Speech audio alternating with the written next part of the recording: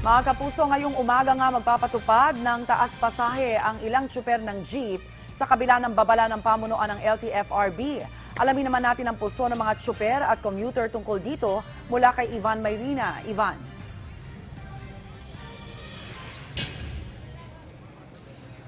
Yes, Rhea, ngayon nga mismong si Ka Efren De Luna na ang hayaan natin magpaliwanag tungkol nga dito sa pinag-uusapan nating pagpapatupad daw nila ng dagdag 50 centimos sa minimum fare sa jeep, ano?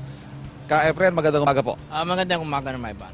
Ngayon po ba, basic question tayo, ngayon po ba 850 na ang isisingil ninyo sa mga pasahero ninyo?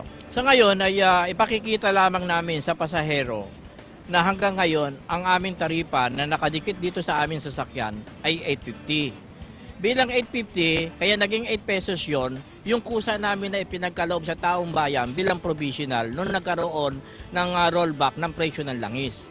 Pero sa ngayon, ang original na pamasahe namin ay 850. Okay. Pero sa ngayon ay napagkaisang pa rin namin na nakapagbigay na rin naman kami sa maraming taon ng 50 centavos, itutuloy po namin na hanggang ngayon ang isisingil pa rin namin ay 8 pesos. Okay, malinaw po yun. Kung sasakay kayo ng jeep na miyembro ng AKTO, yung mga tsuper, ang singil po ay 8 pesos. Ngayon, pakita lamang natin yung taripa na sinasabi ni Ka Efren. Ito po yung fare matrix, ano? Itong kapirasong papel na nakakabit sa mga jeep kung saan po nakasaad ang minimum na pasahe. Ito, ipapakita natin. Ang regular fare, yan, yung minimum ay 850. Okay, so malinaw po, hindi kayo sisingil ng 850 ngayon, pero gusto nyong ipakita na ang minimum na batay sa inyong matrix ay 850. Paano nyo po ipaparating yon sa mga pasahero na ito ay nagbibigay lamang kayo ng diskwento? Number one ay nagkaroon na kami ng meeting kahapon ng lahat ng aking mga presidente. At bilang napagsanayan na ng tao, yung ibinigay namin bilang provisional nung nagkaroon ng pagbrusok ng pagbaba ng presyo ng langis, sa kanaunahang kasaysayan, yung pagbaba ng presyo ng langis ay nagkaroon ng benefit, yung rollback ng pamasahe. Kami mismo ang nagpunta sa looban ng LTFRB at nagsabi na kami naman ay medyo kumikita pa at nagkaroon naman ng malaking rollback ng presyo ng langis, ay magbababa muna po kami pansamantala ng 50 centavos nang mapakinabangan naman ng taong bayan.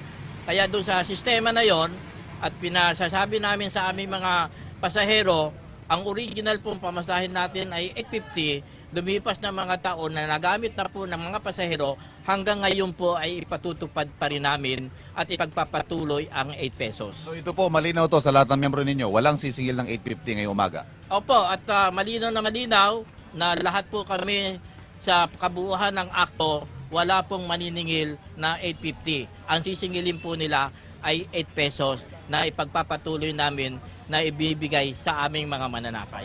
Panghuli po, meron kayong pending petition, 2 pisong dagdag pasahe sa minimum.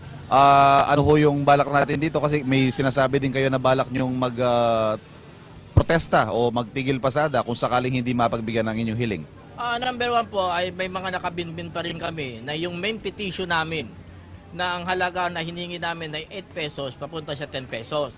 At marami na pong mga hearing na mga nangyari dyan at yun po iintayin namin ang desisyon ng LTFRB kung yun po ipapanigan nila o hindi. At kami po ay may nahanda na isang malawakang transport strike na isa lamang yan sa mga problema na idinudulog namin doon sa mga pinaplano naming transport strike. Kasi nung kami po ay pinatawag ng ating Pangulo, ay may mga direktang atas ang ating Pangulo na hanapan na ng solusyon ang hanay ng transportasyon, katulad po ng double po yung panikit, yung mga dumadami po ang out of line at kolorom, at yung mga kotongero na hanggang ngayon ay nandiyan pa rin po. Kaya friend, maraming salamat po. At mamaya, Rhea, kakausapin naman natin ang mga pasahero, ano, kung ano ang kanilang tingin dito sa issue ito. Pero ang malinaw dito, wala pong sisingil muna ng dagdag 50 centimos sa minimum na pasahe sa jeep. At yan po muna ang ating ulat mula dito sa Pasig. Balik muna sa iyo, Rhea. Maraming salamat, Ivan Mayrina.